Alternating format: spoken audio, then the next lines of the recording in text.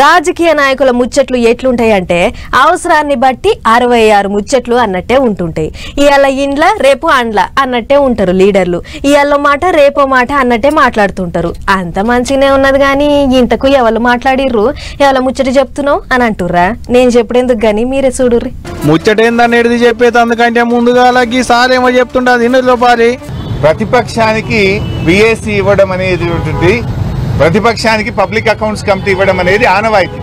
అరకపూడి గాంధీ గారిని కాంగ్రెస్ పార్టీలో చేర్చుకున్నారు కదా, మీరే కండువా కప్పింది కదా.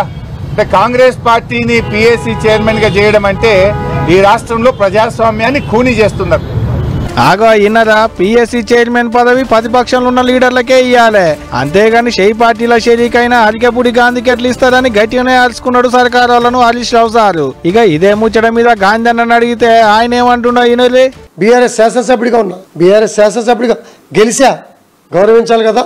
నేను దీనికి రిజైన్ చేశా, అక్కడ గెలవలేదు కదా, బీఆర్ఎస్ పార్టీలో ఉన్నా అని అనుకోవాలి కదా. నేను ఈ పార్టీకి రిజైన్ చేశాను. మంచిగున్నది పోండ్రి ముచ్చట. అన్న కార్ పార్టీ ఎమ్మెల్యేగా ఉన్నాడట కానీ కార్ పార్టీలో లేడట. కార్ పార్టీకి నేనేమన్నా రాజీనామా చేసినా అన్నట్టే మాట్లాడుకొచ్చిండు. మరి ఇదంతా ఏందే గాంధీ అన్న, షెయి పార్టీలో షరీక్ అయినట్టు కుర్తుగా కానొస్తూనే ఉండే, ఇంకా షెయి పార్టీలో షరీక కాలేదంటే అటనే అన్న.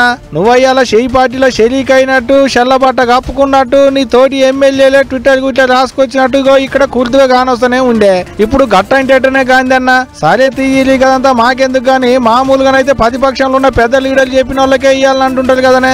గత ప్రభుత్వంలో 22 మంది శాసనసభ్యులు కాంగ్రెస్ సభ్యులు గెలిస్తే 12 మందిని మనం తీసుకొని మంత్రి పదవులు ఇచ్చాం.